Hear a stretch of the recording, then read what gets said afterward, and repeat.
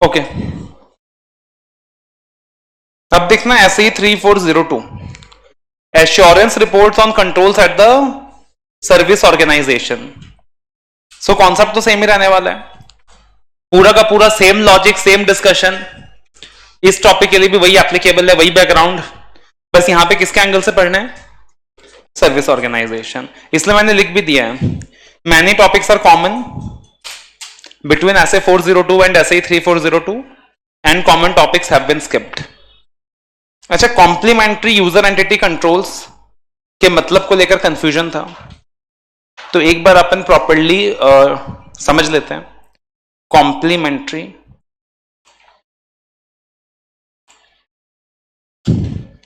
User entity controls मतलब controls designed and implemented by the user entity and service organization also assumes that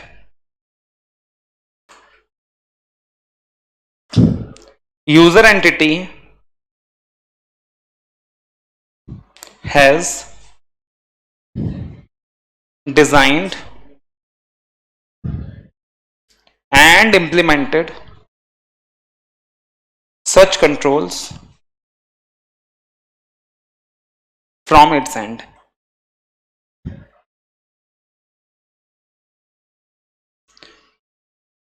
example, जैसे मान लो इन्फोसिस ने ABC को payroll का काम आउटसोर्स किया था।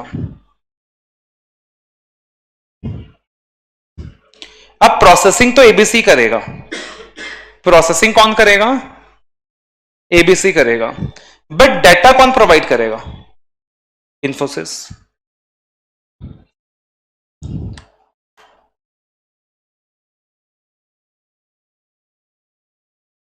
Data to be provided. अब डाटा प्रोवाइड करने से पहले इन्फोसिस को क्या करना पड़ेगा, verify the accuracy and validity of the data. Data provide करने से पहले इन्फोसिस को क्या करना पड़ेगा, verify the accuracy and validity of the data. जो डाटा इन्फोसिस ने एबीसी को दिया वही गलत होगा तो वो प्रोसेसिंग भी गलत ही करेगा, और उसमें एबीसी का कोई गलती नहीं है, गलती किसका, इन्फोसिस का है। तो ये जो कंट्रोल है कि डाटा जो वो प्रोवाइड कर रहा है वो कंप्लीट है कि नहीं, एक्यूरेट है कि नहीं, करेक्ट है कि नहीं, ये सारा कंट्रोल्स किसको इंप्लीमेंट करना होगा, इन्फोसिस को। Additional controls to be implemented by the client. Additional control जो कौन इंप्लीमेंट करेगा, खुद क्लाइंट फॉलो करेगा। और सर्विस ऑर्गेनाइजेशन भी अज्यूम करके चलेगा कि यूजर एंटिटी वो सारा कंट्रोल फॉलो कर रहा है। अगर उन कंट्रोल में लैप्सेस है तो फिर सर्विस ऑर्गेनाइजेशन का कोई गलती नहीं है, फिर वहां यूजर एंटिटी का गलती है। सर्विस ऑर्गेनाइजेशन भी अपनी तरफ से अज्यूम करके चलता है that such controls have been implemented by the user entity, design by the user entity. So this are the additional controls जो क्या करना है, क्लाइंट को अपनी तरफ से, जो तुम्हारा यूजर एंटिटी है उसको क्या करना है, अपनी तरफ से फॉलो करना है। इसको क्या बोलते हैं हम लोग, कॉम्प्लीमेंट्री यूजर एंटिटी कंट्रोल्स।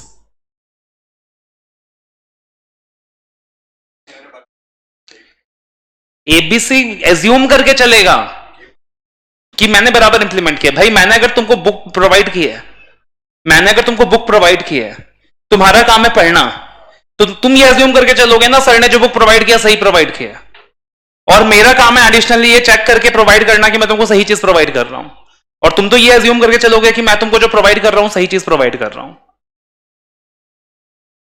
तो कुछ कंट्रोल्स ऐसा भी होगा जो यूजर एंटिटी को अपने एंड से क्या करना पड़ेगा, परफॉर्म करना पड़ेगा, उसको बोलते हैं कॉम्प्लीमेंट्री यूजर एंटिटी कंट्रोल्स।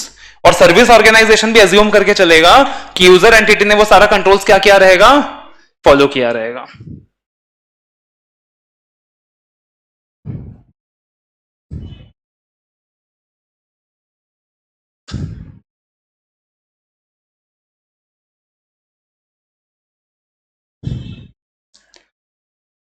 ठीक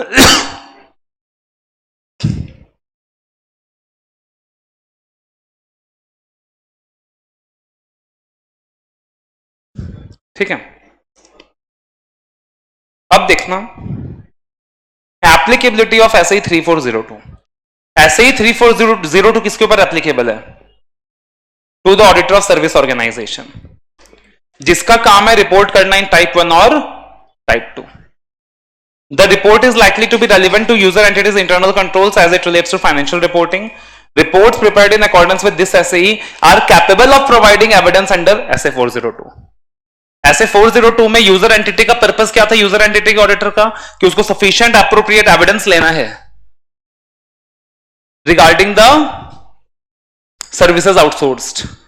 और जो रिपोर्ट्स यहां पे इस SAE के अंदर सर्विस ऑडिटर्स देंगे, they are capable of providing evidence under SA 402. Responsibility of service organization, service auditor, तो सर्विस ऑडिटर का काम क्या है भाई? कि जो भी एसओ ने डिस्क्रिप्शन दिया है, डिस्क्रिप्शन कौन देता है? एसओ देता है, मैनेजमेंट देता है। तो जो भी एसओ ने डिस्क्रिप्शन दिया है regarding the design and implementation of controls, या regarding the design and implementation and operating effectiveness of controls, and regarding the operating objective to be achieved, control objective to be achieved, उस चीज के ऊपर opinion देना, उस चीज के ऊपर ओपिनियन देना कि वो सारा कुछ अचीव होगा कि नहीं होगा। तो रिस्पॉन्सिबिलिटी क्या है सर्विस ऑडिटर का? To express opinion on the service organisation description, on the design of controls related to control objectives stated in that description, and in the case of type 2 report on the operating effectiveness of those controls based on the service auditor's procedures. अब है type 1 report versus the type 2 report. वापस से type 1 versus type 2, but ये थोड़ा detailed है, ये थोड़ा detailed है। तुम टाइप 2 में पढ़ लोगे, मतलब तुम यहां पढ़ लोगे तो तुमको ऐसे 402 में करने का जरूरत नहीं है, ये थोड़ा ज्यादा डिटेल्ड है। अब देखना टाइप 1 रिपोर्ट। टाइप 1 रिपोर्ट क्या है? सबसे पहले इट कंप्राइजेस ऑफ, सबसे पहले क्या आएगा? एसओ का डिस्क्रिप्शन, मैनेजमेंट का डिस्क्रिप्शन, राइट? एसओ का description, the SO description of IT system, service organisation description of the system. फिर क्या आएगा? एक written assertion by the service organisation.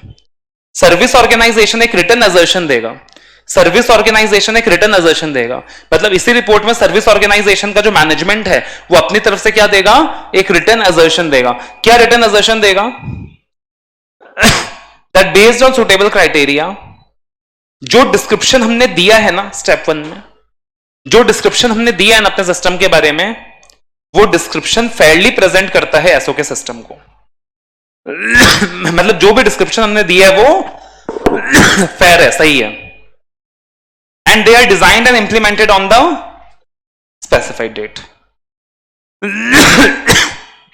और जो भी controls related to the control objective हमने स्टेट किया है अपने सिस्टम में, वो सारे कंट्रोल्स भी क्या हैं?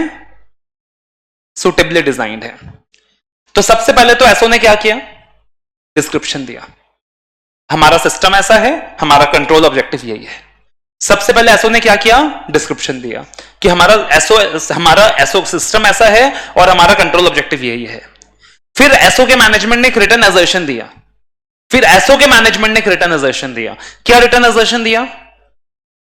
दैट ऊपर लिखा गया जो भी हमारा डिस्क्रिप्शन है वो फेयरली डिजाइंड है, राइट? और जो भी कंट्रोल ऑब्जेक्टिव्स है वो हम अचीव करने वाले हैं, our controls are suitably designed to achieve the control objectives.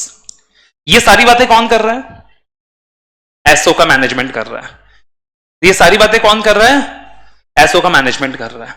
लेकिन अभी तक ये रिपोर्ट कंप्लीट नहीं है, बिकॉज अब एसओ के डिस्क्रिप्शन को ऑथेंटिकेट करने के लिए क्या चाहिए? ऑडिटर का रिपोर्ट चाहिए। तो यहां पे क्या आएगा?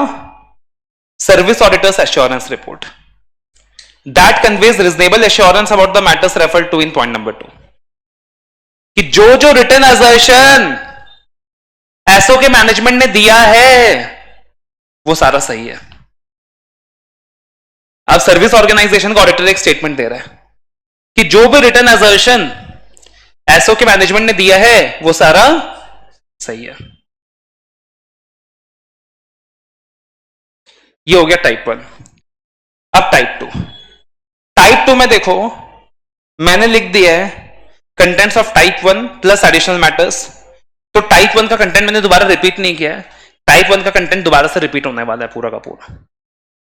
जितना भी टाइप 1 में देखा वो सारा का सारा क्या होने वाला है, रिपीट होने वाला है, वो सारा यहां पे दोबारा आने वाला है। और खाली डिफरेंस क्या होगा, ऑलरेडी वो ऐसे 402 में मैंने तुमको बता दिया कि एक तो ऑपरेटिंग इफेक्टिवनेस ऐड हो जाएगा और एक तुम्हारा through out the period add हो जाएगा। उसके अलावा सारा सेम रहेगा, एग्जैक्टली टाइप 1 कॉपी पेस्ट हो जाएगा। अब यहां पे एडिशनली किन चीजों का ध्यान रखना है, एडिशनली किन चीजों का ध्यान रखना है जो कि हमने ऐसे 402 में नहीं देखा था। बोला सर्विस ऑडिटर का जो एश्योरेंस रिपोर्ट होगा उसमें ओपिनियन के बाद एक वो अलग सा अटैचमेंट देगा जिसमें वो डिस्क्रिप्शन देगा regarding all the TOCs performed and the results of the TOCs. तो अपने ओपिनियन सेक्शन के बाद वो क्या करेगा, एक अलग सा अटैचमेंट देगा जिसमें वो क्या करेगा, जो जो टीओसी उसने परफॉर्म किया वो सारे टीओसी के बारे में बताएगा और टीओसी परफॉर्म करके क्या क्या रिजल्ट निकला उन सारे रिजल्ट्स के बारे में भी बताएगा। मतलब additionally as a separate attachment he will give a list of the details of the TOC perform plus the results of the TOC. ठीक है जी। अब जब वो टीओसी का डिस्क्रिप्शन देगा तो बोला डिस्क्रिप्शन प्यार से देगा, अच्छे से देगा, वो क्लियरली बताएगा उसने कौन कौन से कंट्रोल की टेस्टिंग की थी, वो क्लियरली बताएगा कि टीओसी परफॉर्म करते वक्त उसने कौन कौन से कंट्रोल की टेस्टिंग की थी, उसने 100% टेस्टिंग किया था या सैंपल बेसिस में टेस्ट किया था, यह भी बताएगा कि उसने 100% टेस्टिंग किया था या सैंपल बेसिस में टेस्ट किया था। Identify whether the items tested represented all और a selection of items in the population। मतलब ये भी बताएगा कि भाई उसने 100% पॉपुलेशन का टेस्टिंग किया था या सिलेक्टेड आइटम्स का टेस्टिंग किया था। और जो भी टेस्ट और डिटेल्स उसने परफॉर्म किए थे उसको बहुत ही डिटेल्स में एक्सप्लेन करेगा। क्या करेगा, बहुत ही डिटेल्स में एक्सप्लेन करेगा ताकि यूजर ऑडिटर्स को उसका इफेक्ट समझ में आ जाए। मतलब वहां तो हमने खाली इतना करके छोड़ दिया था ना कि टीओसी परफॉर्म करेगा, यहां पे बोला भाई टीओसी परफॉर्म भी करेगा, जो जो टीओसी परफॉर्म किया क्या रिजल्ट निकला सब बताएगा, कौन कौन से एरियाज में कंट्रोल की टेस्टिंग करी, सारे पॉपुलेशंस को टेस्ट करे या सैंपल बेसिस में टेस्ट किया, सब बताएगा। अगर टीओसी परफॉर्म करके क्या मिला, डिविएशन मिला, टीओसी परफॉर्म करके हम क्या मिलता है, डिविएशन। अगर डिविएशन मिला तो वो डिविएशंस के बारे में भी बताएगा। वो बताएगा मैंने कितना सैंपल साइज रखा था, मैंने कितना चेकिंग करा था और उसमें मेरे को कितना डिविएशन मिला। तो ही विल स्पेसिफाई कि मेरा सैंपल साइज 70% था, 80% था, 90% था, जो भी था, और मुझे ये डिविएशन मिला, मुझे ये डिविएशन मिला। और लास्ट में वो क्लैरिफाई कर रहा है, मान लो सुनो, लेट अस से तुम सर्विस ऑडिटर हो, तुमने टीओसी परफॉर्म किया, टीओसी परफॉर्म करके तुमको क्या मिला, डिविएशन मिला। डिविएशन तो मिला बट डिविएशंस उतना भी ज्यादा नहीं है, डिविएशंस बहुत कम है, ओवरऑल कंट्रोल ऑब्जेक्टिव अचीव हो रहा है, ओवरऑल कंट्रोल ऑब्जेक्टिव अचीव हो रहा है। डिविएशन मिलने का मतलब ये थोड़ी है कंट्रोल ऑब्जेक्टिव अचीव नहीं हो रहा, डिविएशन मिला मगर डिविएशन उतना ज्यादा नहीं है, थोड़े बहुत डिविएशंस हैं, जो ओवरऑल कंट्रोल ऑब्जेक्टिव है वो अचीव हो रहा है। बोला तब भी तुमको डिविएशंस के बारे में बताना है, भले ही कंट्रोल ऑब्जेक्टिव अचीव क्यों ना हो रहा हो, भले ही कंट्रोल ऑब्जेक्टिव अचीव क्यों ना हो रहा हो, तब भी तुमको क्या करना है, डिविएशंस के बारे में रिपोर्ट करना है। तो service auditor shall report deviations even if on the basis of tests performed the service auditor has concluded that the related control objectives was achieved।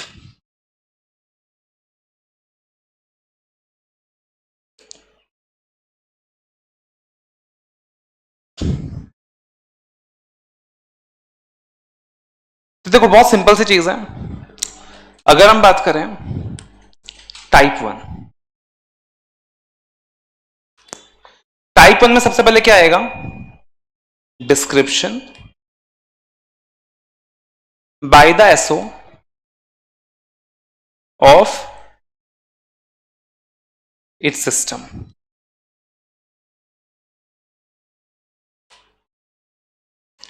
and control objectives.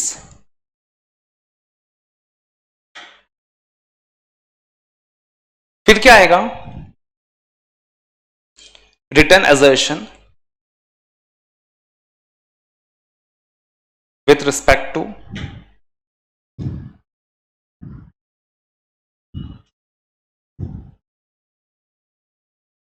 कि सबसे पहले description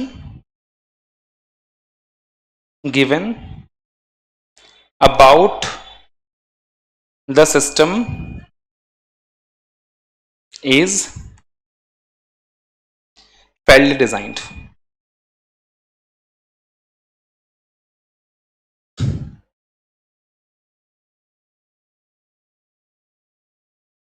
On a given date.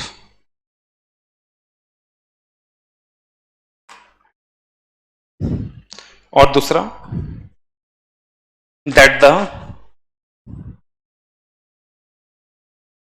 controls designed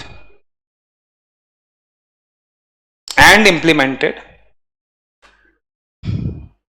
are suitable to achieve control objective.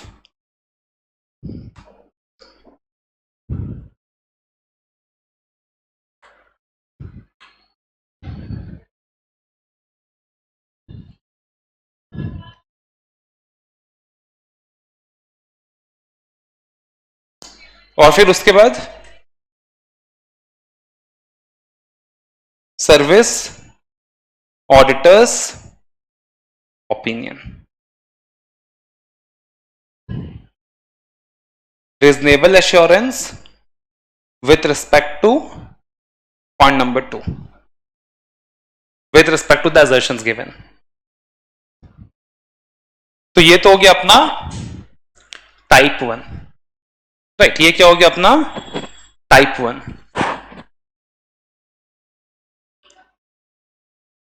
तो अगर अपन simplified वे में बात करें तो ये हो गया अपना टाइप 1.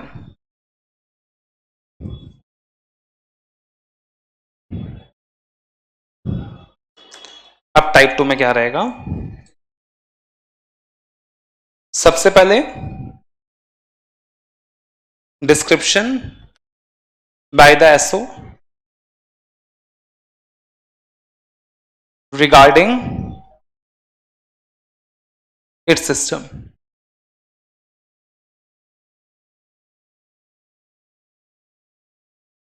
दूसरा and control objectives.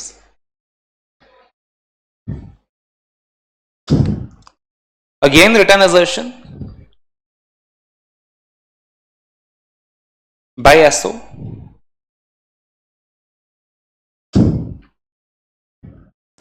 that the description given is fairly designed.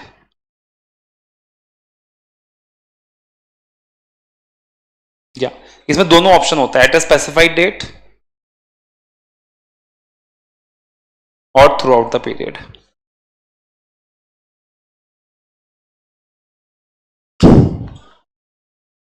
And regarding the design, implementation and operating effectiveness of controls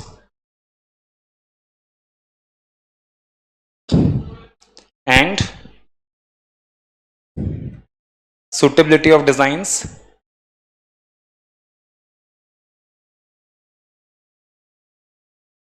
to achieve control objectives throughout the period.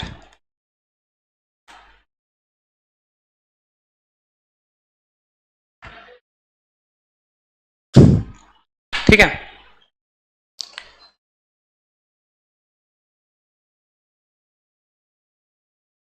Service auditors report. अब report में क्या क्या आएगा देखो.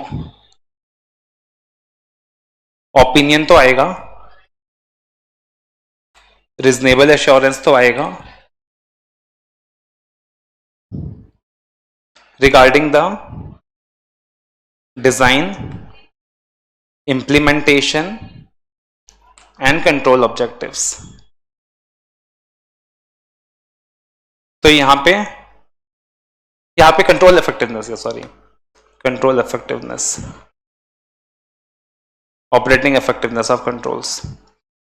उसके बाद description of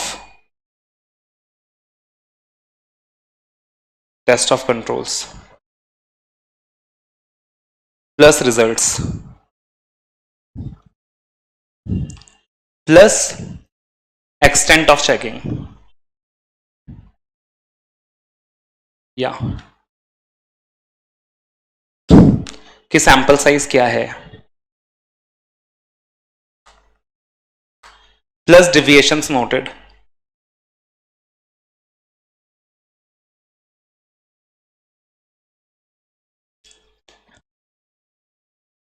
and plus deviations to be reported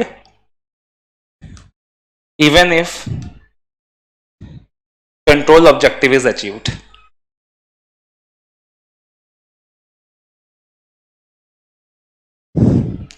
Deviations to be reported even if control objective is achieved.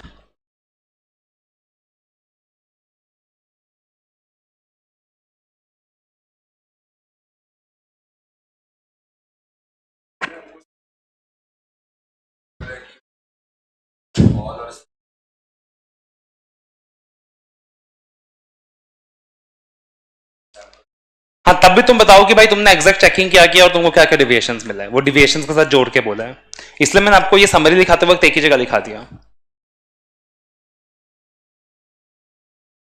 वो बैर एक्ट में दो दो जगह आ रहा है, इसलिए मैंने समराइज करते वक्त यहाँ आपको एक जगह लिखा दिया है।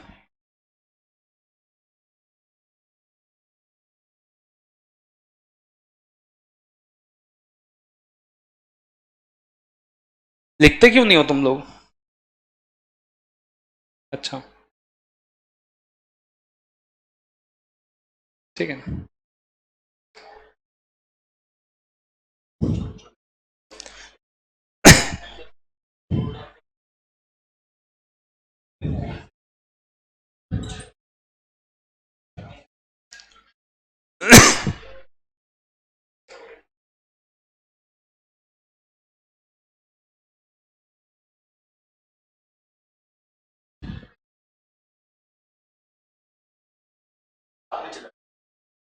क्या चीज? नहीं, उस मामले में बहुत खराब हूं मैं। हाँ, कि मुझसे नहीं चलाया जाता।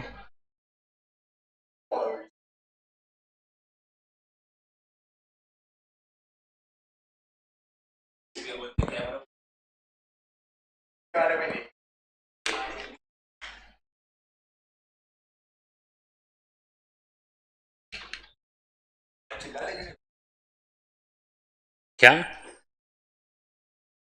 नहीं, वो मतलब मेरे अंदर कमी है। इंटर में कभी कभी वो प्रॉब्लम होता है, अगर कुछ बच्चे बहुत बदमाश है ना, तो फिर इंटर के बैच में कभी कभी वो इश्यू आता है मुझे कि मतलब फाइनल में जनरली नहीं आता, इंटर के बैच में वो इश्यू आता है मुझे।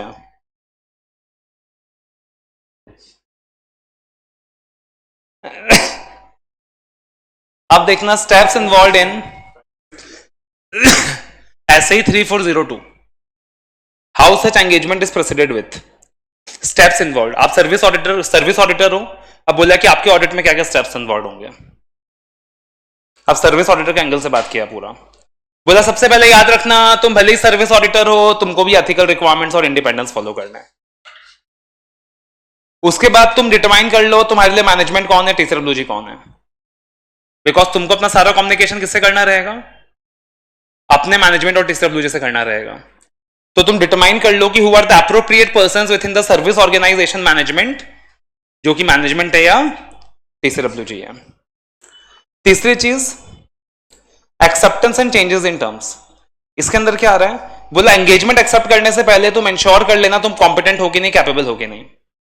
एंगेजमेंट एक्सेप्ट करने से पहले तुम इंश्योर कर लेना तुम कॉम्पिटेंट हो कि नहीं, कैपेबल हो कि नहीं। तुमको कोई बोलेगा कि अरे भाई वो यूजर एंटिटी को टाइप 1 टाइप 2 रिपोर्ट सबमिट करना है, तुम बोलोगे कौन सा टाइप 1, कौन सा टाइप 2, तो भाई मत एक्सेप्ट करो। तुमको अगर नॉलेज है तभी एक्सेप्ट करो। दूसरी चीज देख लेना कि जो भी क्राइटेरिया सर्विस ऑर्गेनाइजेशन यूज करने वाले अपने डिस्क्रिप्शन सिस्टम को डिस्क्राइब करने के लिए, वो सुटेबल है कि नहीं। ये देख लेना कि जो भी क्राइटेरिया सर्विस ऑर्गेनाइजेशन यूज करने वाला है अपने सिस्टम को डिस्क्राइब करने के लिए, वो सुटेबल है कि नहीं एंड अवेलेबल है कि नहीं to user entities and their auditors. और अगर सर्विस ऑर्गेनाइजेशन का मैनेजमेंट चेंज करता है, अब पहला 2 पॉइंट था बेसिकली अपॉइंटमेंट एक्सेप्ट करने से पहले, पहला 2 पॉइंट था बेसिकली अपॉइंटमेंट एक्सेप्ट करने से पहले।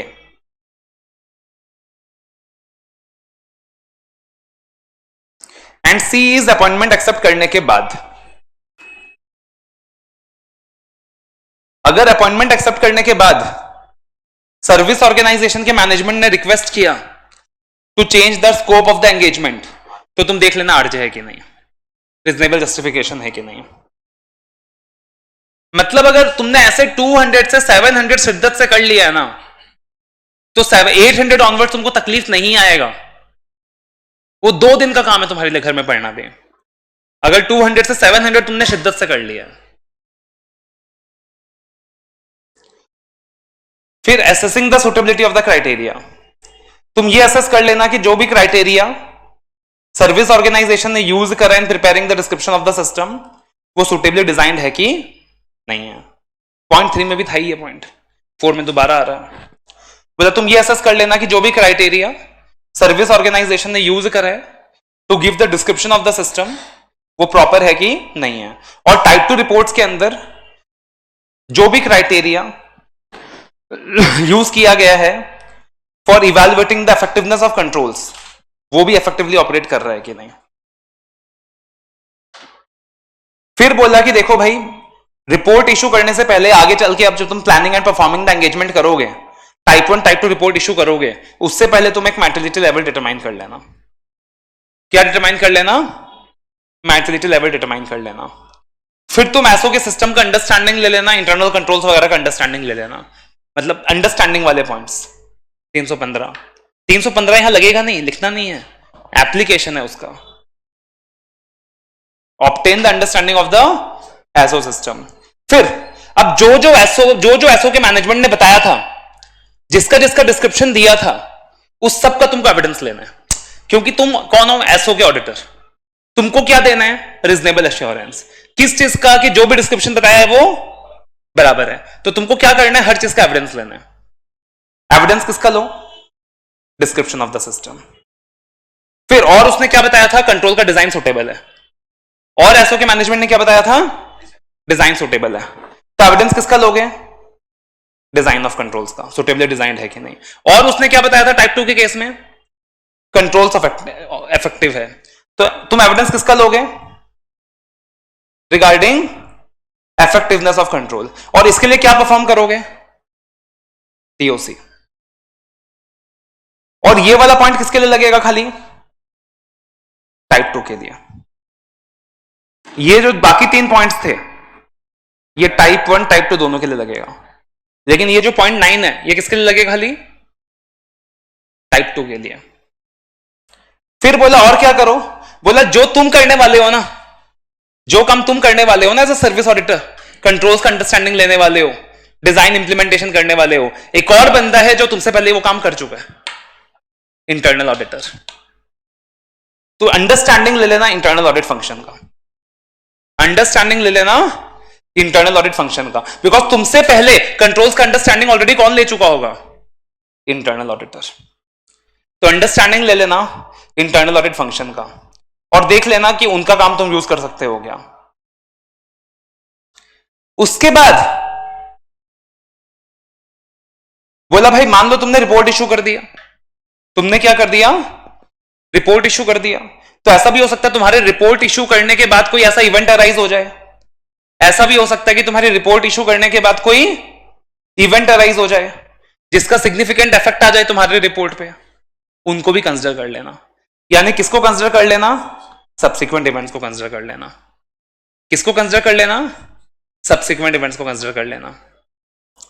अब तुमने अपनी तरफ से सब कुछ कर लिया, क्राइटेरिया देख लिया, मेटलिटी डिटरमाइन कर लिया, एथिकल रिक्वायरमेंट्स देख लिए, एविडेंसेस ले लिया अलग अलग चीजों का, तुमने अपनी तरफ से सब कुछ कर लिया, लेकिन फिर भी तुमको क्या 100% सेटिस्फैक्शन है?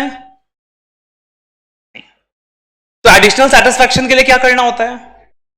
Written representation. तो बोला ये सारा कुछ करने के बाद भी क्या ले लो? रिटन रिप्रेजेंटेशन ले लो। किससे ले लो? एजर्शंस तो मैनेजमेंट रिपोर्ट में दे रहे हैं ना। अब तुमने सारा कुछ अपनी तरफ से चेक किया, लेकिन चेक करने के बाद दोबारा से अपनी सेटिस्फैक्शन के लिए क्या बोलोगे मैनेजमेंट को? लिख के दे।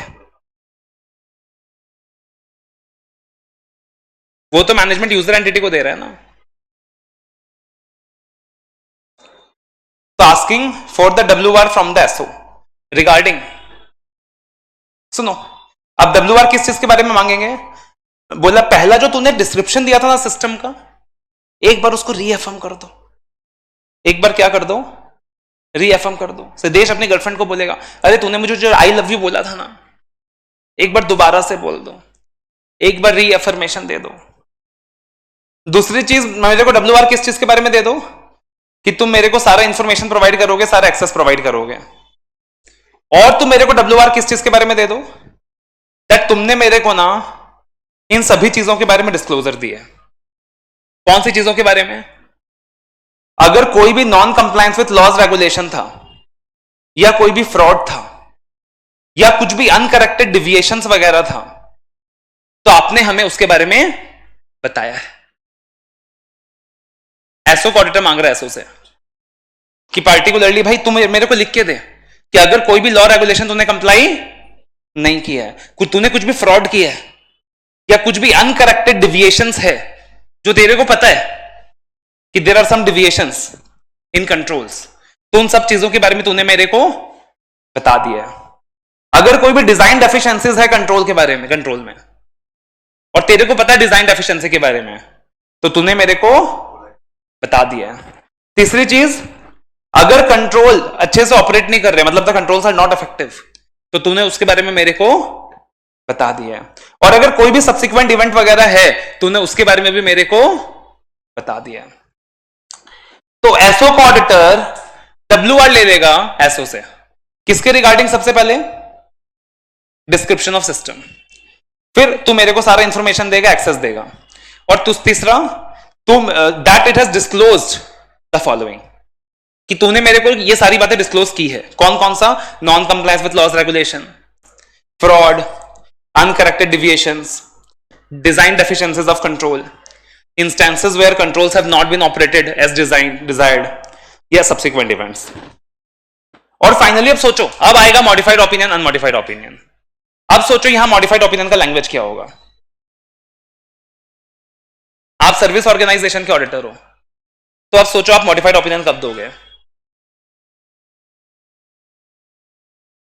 कंट्रोल्स फाइल्ड डिजाइन नहीं है, कंट्रोल्स फाइल्ड डिजाइन नहीं है, डिस्क्रिप्शन सही नहीं है, टाइप टू रिपोर्ट में कंट्रोल्स ऑपरेटिंगली इफेक्ट, कंट्रोल्स का ऑपरेटिंग इफेक्टिवनेस नहीं है, या फिर आप एविडेंसेस ले नहीं पा रहे हो। तो लॉजिकली सोचो, कॉन्सेप्ट समझ में आ गया तो खाली लैंग्वेज मॉडिफाई हो रहा है, कॉन्सेप्ट तो वही रहने वाला है। तो मॉडिफाइड ओपिनियन कब कब दोगे? अगर सर्विस ऑडिटर कंक्लूड करता है, 4 सिचुएशंस में आप यहां मॉडिफाई दे सकते हो, मॉडिफाई कर सकते हो। पहला, आप कंक्लूड करते हो कि एसओ का डिस्क्रिप्शन फेयरली प्रेजेंटेड नहीं है, और सिस्टम डिजाइन नहीं है फेयरली, और इंप्लीमेंटेड नहीं है। दूसरा, controls related to the control objectives are not suitably design. तीसरा, in case of type two report controls tested did not operate effectively. और चौथा, आपको सफिशिएंट एप्रोप्रिएट एविडेंस मिल नहीं पा रहा, आपको सफिशिएंट एप्रोप्रिएट एविडेंस मिल नहीं पा रहा। और अब जब भी मॉडिफिकेशन दोगे तो साथ में एक डिस्क्रिप्शन भी दोगे और रीजंस भी बताओगे मॉडिफिकेशन का। Quite logical. अब आपके रिपोर्टिंग में क्या क्या आएगा? अच्छा, रिपोर्ट पहले देख रहे हो तो कंप्लीट कर लो। अब एसओ का ओपिनियन, आप जब ओपिनियन दोगे, आप जब ओपिनियन दोगे तो टाइप 1 रिपोर्ट में ओपिनियन किस तरीके से दोगे, और टाइप 2 रिपोर्ट में ओपिनियन किस तरीके से दोगे? अब देखो, टाइप 1 टाइप 2 का कॉन्सेप्ट आता है ना, उसी तरीके से रिपोर्ट देना है। टाइप 1 रिपोर्ट में आप क्या रिपोर्ट दोगे? जो भी डिस्क्रिप्शन एसओ के मैनेजमेंट ने दिया था, जो भी डिजाइन था, जो भी डिस्क्रिप्शन दिया था वो फेयर था, और जो भी कंट्रोल्स थे वो प्रॉपर्ली डिजाइंड और इंप्लीमेंटेड है ऑन द स्पेसिफाइड डेट। और जो भी कंट्रोल ऑब्जेक्टिव्स है, जो भी कंट्रोल ऑब्जेक्टिव्स है और जो भी कंट्रोल का डिजाइन है वो सुटेबल है on the specified date. Type 2 में क्या आएगा? जो भी डिस्क्रिप्शन दिया था वो फेयर था, कंट्रोल प्रॉपर्ली डिजाइन था, इंप्लीमेंटेड था थ्रू आउट द पीरियड। वहां तुम ओपिनियन दे रहे थे एट द स्पेसिफाइड डेट, और टाइप 2 में जब ओपिनियन दोगे कहां दोगे? Through out the period. क्या चीज? Designed and implemented through out the specified period. नहीं, थर्ड वाले पॉइंट में आ रहा है ना। फिर उसके बाद जो भी controls related to the control objective है stated in the service organization, they are suitably designed throughout the specified period। और जो भी कंट्रोल टेस्टेड है वो नेसेसरी है टू प्रोवाइड रीजनेबल एश्योरेंस, और जो कंट्रोल ऑब्जेक्टिव है stated in the description, they are achieved, operated and effectively throughout the specified period. मतलब सिंपल सा चीज है यार, टाइप 1 के रिपोर्टिंग में वही उसी चीज के ऊपर तुमको कंफर्मेशन देना है, डिस्क्रिप्शन फेयर है, सुटेबली डिजाइंड है, इंप्लीमेंटेड है on the specified date, control का डिजाइन सुटेबल है on the specified date. Type 2 में क्या करोगे? कंट्रोल भी करोगे but throughout the period, throughout the period, और एक ऑपरेटिंग इफेक्टिवनेस के बारे में अलग पॉइंट डाल दोगे।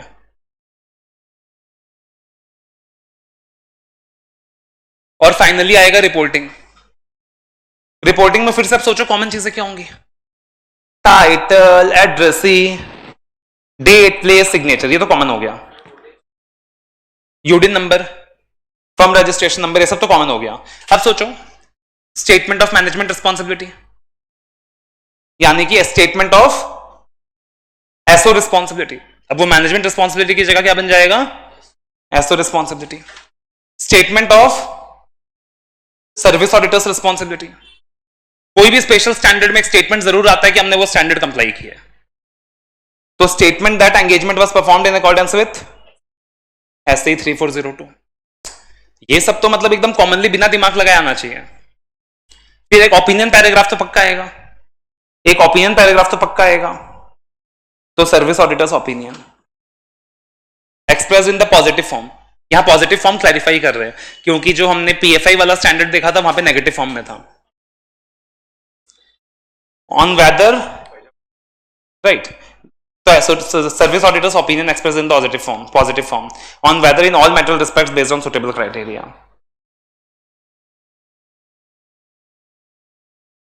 तो एकदम लॉजिकल है। फिर उसके अलावा टाइटल, एड्रेसी, आइडेंटिफिकेशन ऑफ, आप आइडेंटिफाई कर लोगे एसओ का description, parts of the SO system not covered by the service auditors opinion. एक इंपॉर्टेंट चीज यहां पे क्या आएगा, अलग चीज है जो डिफरेंट चीज है, यू विल आइडेंटिफाई कि कौन सा क्राइटेरिया को यूज किया जा रहा है। यू विल आइडेंटिफाई कि एसओ का जो मैनेजमेंट है वो कौन सा क्राइटेरिया को यूज कर रहा है डिस्क्रिप्शन देने के लिए। तो identification of the criteria and the party specifying the control objective. A statement that the report and in case of type 2 report, एक स्टेटमेंट तुम दोगे कि जो हमने टीओसीस का डिस्क्रिप्शन दिया है ना, जो हमने टीओसीस का डिस्क्रिप्शन दिया है ना कि what are the TOCs we have performed, वो सिर्फ और सिर्फ यूजर एंटिटी के लिए है और उनके ऑडिटर्स के लिए है। वो स्टेटमेंट और किसी के लिए नहीं है। तुम क्लैरिफाई करोगे कि जो हमने टीओसी का डिस्क्रिप्शन दिया है ना, what are the TOCs we have performed, वो स्टेटमेंट किसके लिए है? सिर्फ यूजर एंटिटी के मैनेजमेंट के लिए है और उसके ऑडिटर के लिए है, और बाकी किसी के लिए नहीं है। एक क्लैरिफिकेशन दोगे। अब ऑब्वियस सा चीज है, ये स्टेटमेंट किसके केस में आएगा? सिर्फ टाइप 2 के केस में, सिर्फ टाइप 2 के केस में, टाइप 1 के केस में आएगा नहीं। फिर एक समरी आएगा कि तुमने क्या क्या प्रोसीजर्स परफॉर्म किया टू ऑब्टेन रीजनेबल एश्योरेंस। तुमने जो रीजनेबल एश्योरेंस दिया टाइप 1 में, तो दैट डिजाइन सही है, इंप्लीमेंटेशन सही है, तो तुमने क्या क्या प्रोसीजर्स परफॉर्म किए।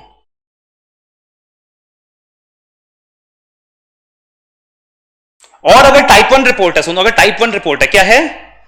टाइप 1 रिपोर्ट है, तो टाइप 1 रिपोर्ट में एक एडिशनल स्टेटमेंट आएगा जो टाइप 2 में नहीं आएगा, दैट हमने कोई भी प्रोसीजर्स परफॉर्म नहीं किया है to evaluate the operating effectiveness of controls, और इसलिए ऑपरेटिंग इफेक्टिवनेस ऑफ कंट्रोल्स के ऊपर हम कोई ओपिनियन नहीं दे रहे।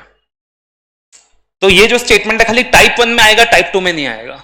ये जो स्टेटमेंट है खाली टाइप 1 में आएगा, टाइप 2 में नहीं आएगा। एग्जाम में हो सकता है तुमको ऐसे फ्रेज दे दे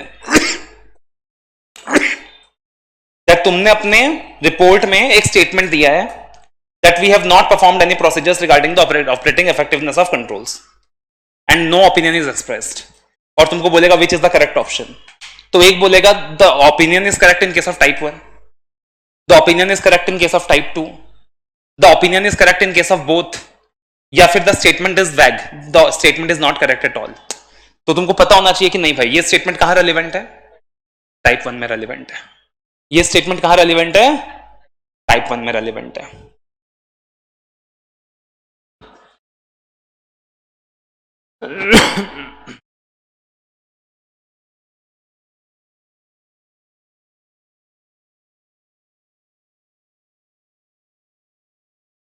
ठीक है, और एक statement of limitation of controls वगैरह भी आ जाएगा। तो जितना याद रहे ठीक है, आराम से आई थिंक 8-9 पॉइंट तो याद रह ही जाएगा।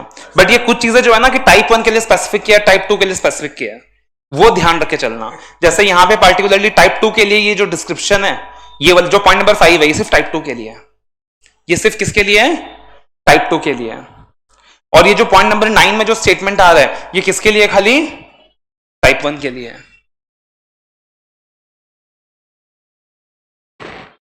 बाकी हमारा ये स्टैंडर्ड खत्म होता है, that is SA402 and SAE 3402, SA402 and SAE 3402, both the standards we have completed.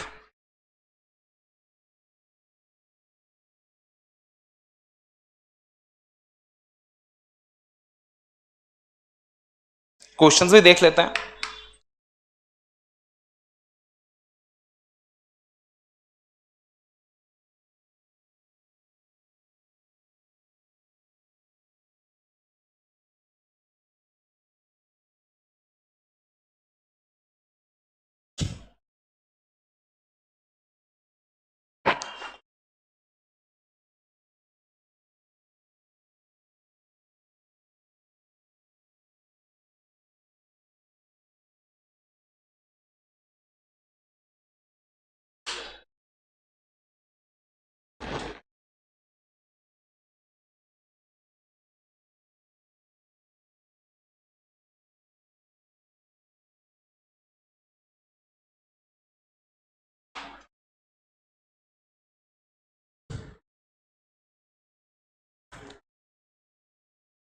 अब देखना SA402,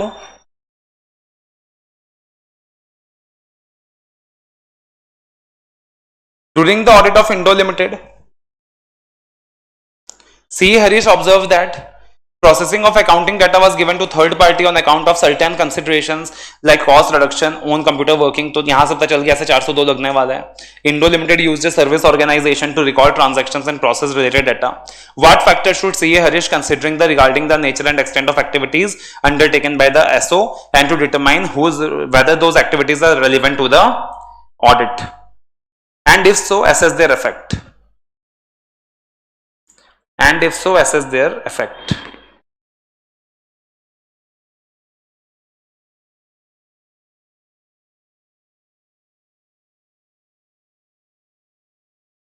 Yeah, what factors should CA Harish consider regarding the nature and activities undertaken by the SO? यहां पे ये नहीं पूछा है कि what is that is relevant to financial reporting।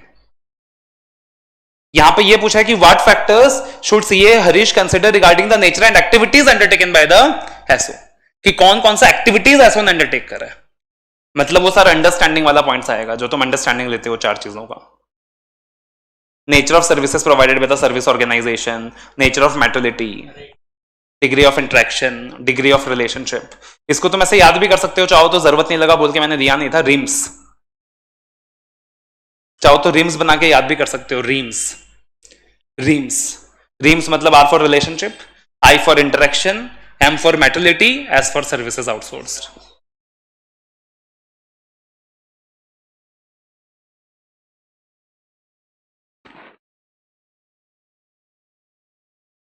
Question 2. अब देखना क्वेश्चन में क्या है. Happy hospital is a very renowned hospital for orthopaedic surgeries in Mumbai, having sophisticated infrastructure. Happy Hospital has started using a Novice system which includes complete record of indoor patient, that is their diagnosis, their treatment, their medications, their billings and receipts, which is developed and managed by city contractors. CS Act is the statutory auditor of Happy Hospital. CS Act came to know that about this system while auditing. CS Act is concerned whether the controls at the city contractors are operating effectively or not. For this purpose, CS Act demanded from city contractors an assurance report from practicing chartered accountant about their opinion on the description of city contractor system and effectiveness of controls. What type of report should be obtained? मतलब यहाँ पे type 2 report आप obtain कर लोगे. And what aspects are to be considered by CS Act in using such assurance report as audit evidence? किन aspects को आप consider करने वाले हो for using such assurance report as a audit evidence? तो वो जो 4 पॉइंट्स हमने देखे थे कि टू इवैल्यूएट कि जो सामने वाला बंदा आपको रिपोर्ट दे रहा है वो सफिशिएंट है कि नहीं है. तो आपको 4 चीज जो देखने थे कि इवैल्यूएट करना है जो डिस्क्रिप्शन, डिजाइन और ऑपरेटिंग इफेक्टिवनेस है. यस, दैट वो timely lapsed, adequacy of time period, complementary user entity controls. तो पहले टाइप 2 का रेफरेंस आ गया कि आप टाइप 2 रिपोर्ट ले लोगे और टाइप 2 रिपोर्ट के बारे में थोड़ा बहुत डिस्क्रिप्शन दे दोगे और फिर ये 4 पॉइंट्स आ जाएंगे. Next is Fab limited is availing the services of Aditya private limited for its payroll operations. Payroll cost accounts for 63% of the total cost for Fab Limited. Aditya Limited has provided the Type 2 report as specified under 402 for its description, design and operating effectiveness. Aditya Private Limited has also outsourced a material part of payroll operations to Measures R&T and Associates in such a way that Measures R&T and Associates is a sub-service organization to Fab Limited. The Type 2 report which was provided by Aditya Private Limited was based on carve-out method as specified under SA 402. ठीक है. CA Akram, while reviewing the unmodified audit report drafted by his assistant, that a reference has been made to the work done by the service auditor. CA Akram hence asked his assistant to remove such reference and modify report accordingly. Comment whether CA Akram is correct in removing the reference of the work done by the service auditor.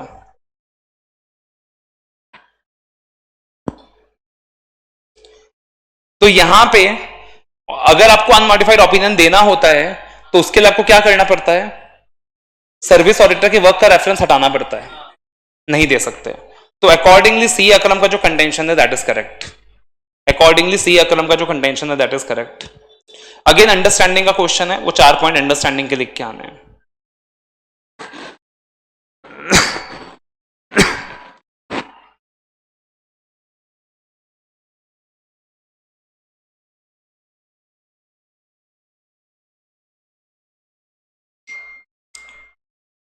SE 3402 इसका अगर question देखें पहला, बंसी group is a leading institution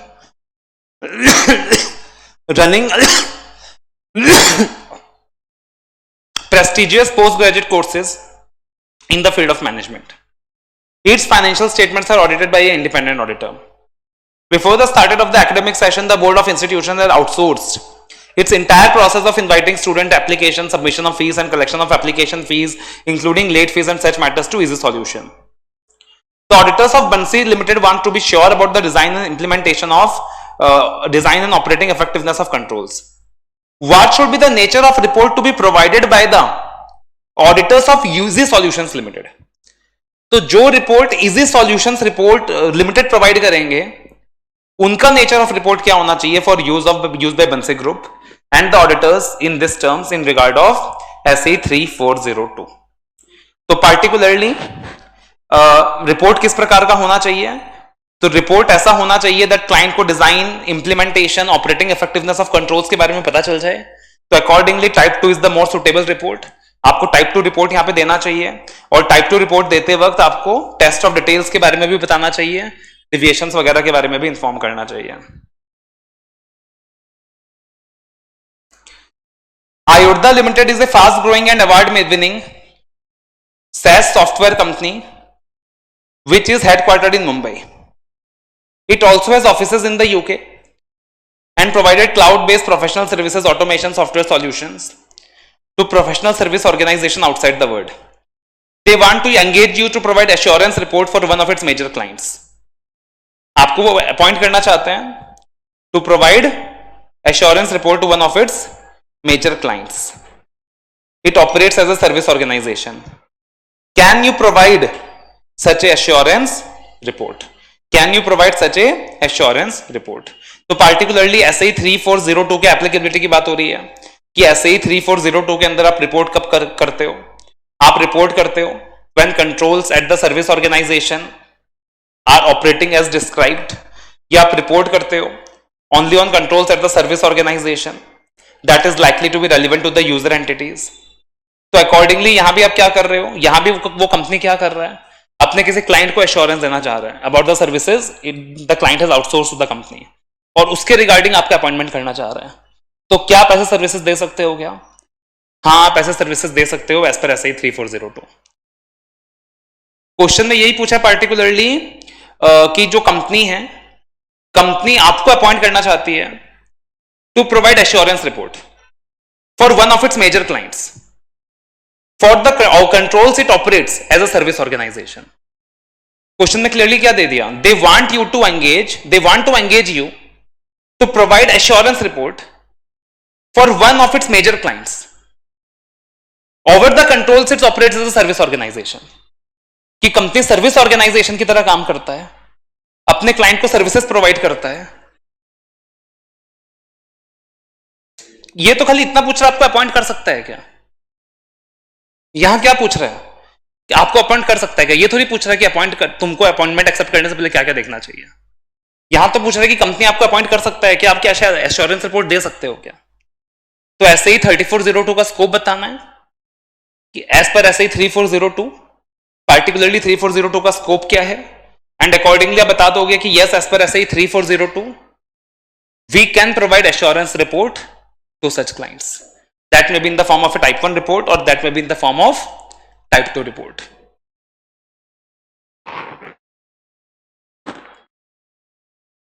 Star Limited has outsourced its payroll processing functions to a service organization, Little Solutions Private Limited. Little Solutions Private Limited is responsible for accurate preparation of payrolls and timely remittance of stat dues to the government authorities on behalf of the company. ठीक है, मतलब little solutions private limited क्या है? Service organisation है.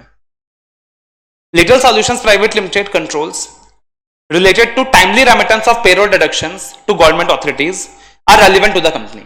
ये बहुत ही relevant भी है क्योंकि अगर लेट रेमिटेंसेस हुआ तो इंटरेस्ट लग सकता है, पेनल्टीज लग सकता है.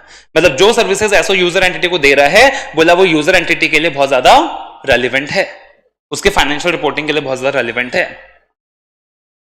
Auditors of Star Limited wants to be sure about description, design and operating effectiveness of controls. मतलब ये कौन से रिपोर्ट की बात कर रहा है? टाइप 2 की बात कर रहा है. In this regard, they require an assurance report from auditors of Little Solutions Private Limited. Why the auditor of Star Limited requires an assurance report from the auditors of Little Solutions Private Star? Which engagement and quality control standard cast such type of responsibility? और यहां पे which type of report should be provided and state the matters on which opinion is to be provided by the auditors of the Little Limited. तो सबसे पहले तो हम बता देंगे कि जब भी यूजर एंटिटी सर्विस ऑर्गेनाइजेशन के सर्विसेज यूज करता है, सर्विस ऑर्गेनाइजेशन के सर्विसेज यूज करता है, तब इन दैट पार्टिकुलर सिचुएशन क्या करना होता है, अंडरस्टैंडिंग वगैरह लेना होता है, थोड़ा बहुत बता दोगे, ब्रीफ कर दोगे. अब इन accord therefore it is in line with the requirements that auditor of Star Limited require an assurance report from auditors of Little Solutions Private Limited. अब रिपोर्ट चाहिए, जो रिपोर्ट है वो चाहिए, राइट? एश्योरेंस रिपोर्ट चाहिए. ये बात कहां लिखा हुआ है? ऐसे 402 में. लेकिन टाइप 1 रिपोर्ट में क्या आएगा, टाइप 2 रिपोर्ट में क्या आएगा, वो कहां लिखा हुआ है? ऐसे ही 3402 में. तो रिपोर्ट चाहिए, ये बात कहां लिखा हुआ है? ऐसे 402 में. और अब पार्टिकुलरली कौन से रिपोर्ट की बात हो रही है? टाइप 2 रिपोर्ट की बात हो रही है। टाइप 1 टाइप 2 रिपोर्ट का डिस्क्रिप्शन कहां दिया हुआ है? SAE 3402। तो यहां पे क्या आ गया? SAE 3402। अब आपको डिस्क्रिप्शन किस चीज के बारे में देना है? And auditors of Star Limited want to be sure about description, design and operating implementation of controls at Glitter Solutions Private Limited throughout the year. And Type 2 report deals with the same. Type 2 report अब किस चीज के बारे में है? Description, design, operating effectiveness of controls के बारे में है एट द एसओ, जबकि टाइप 1 रिपोर्ट जो है that is the report on the description, design of controls at the service organisation. अब ओपिनियन में क्या देना है? तो ओपिनियन में क्या देना है? और टाइप 1 टाइप 2 तो जो हमने मॉड्यूल बुक में देखा था ना, ओपिनियन लास्ट वाला, कि टाइप 2 के केस में अगर आपको ओपिनियन देना है तो क्या दोगे? तो आप बताओगे कि based on suitable criteria description fairly present the SO system that had been designed implemented throughout the period. Control related to the control objectives were suitably designed throughout the specified period, and the control tested were operating effectively throughout the period. Yeah.